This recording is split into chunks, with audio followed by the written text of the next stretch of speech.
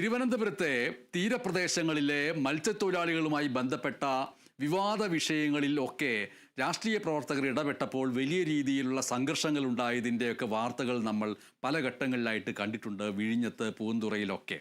ഇപ്പോൾ ഇതാ മുതലപ്പൊഴി അഴിമുഖത്ത് നിന്ന് തൊഴിലാളികളുടെ ഭാഗത്ത് നിന്ന് ഇനിയുള്ള ദിവസങ്ങളിൽ വലിയ സംഘർഷങ്ങൾ ഉണ്ടാവാൻ സാധ്യതയുണ്ടോ എന്ന് തോന്നിപ്പിക്കുന്ന, അത്തരത്തിൽ ആശങ്കയുണ്ടാക്കുന്ന ഒരു തീരുമാനം ഇന്ന് വന്നിരിക്കുന്നു. മുതലപ്പൊഴി അഴിമുഖം മണൽ മൂടിയതുകൊണ്ട് അവിടുത്തെ ഹാർബർ കൊല്ലത്തേക്ക് മാറ്റാൻ ഒരു നീക്കം ആരംഭിച്ചിരിക്കുകയാണ്. നിലവിൽ മുതലപ്പൊഴി വഴി മത്സ്യബന്ധനത്തിന് പോകുന്ന തൊഴിലാളികളെ കൊല്ലത്തേക്ക് മാറ്റാനാണ് സർക്കാരിൻ്റെ നീക്കം.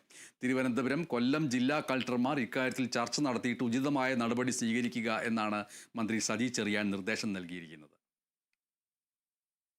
മുതലപ്പൊഴി വഴി മത്സ്യബന്ധനത്തിന് പോകുന്ന മത്സ്യത്തൊഴിലാളികളെ കൊല്ലത്തെ ചോനകപുരം, തങ്കശ്ശേരി ഹാർബറുകളിലേക്ക് മാറ്റാനാണ് സർക്കാരിന്റെ നീക്കം. ഇതുമായി ബന്ധപ്പെട്ട് മത്സ്യത്തൊഴിലാളികളോട് ചർച്ച നടത്തി നടപടി സ്വീകരിക്കാൻ തിരുവനന്തപുരം, കൊല്ലം ജില്ലാ കളക്ടർമാർക്ക് മന്ത്രി സജി ചെറിയാൻ നിർദ്ദേശം നൽകി. നിലവിൽ മുതലപ്പൊഴി പൂർണ്ണമായും മണൽ മൂടിയ സാഹചര്യമാണ്. മുതലപ്പൊഴിയിലെ മണൽ നീക്കം മന്ദഗതിയിലായതിനു പിന്നാലെ മത്സ്യത്തൊഴിലാളികൾ തൊട്ടടുത്ത മത്സ്യബന്ധന മേഖലകളിലേക്ക് പലായനം ചെയ്തു തുടങ്ങിയിരുന്നു.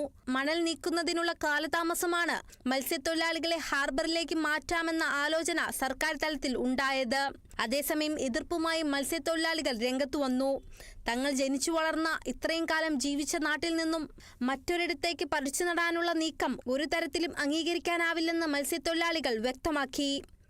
Kerala vision news, Thiruvananthapuram.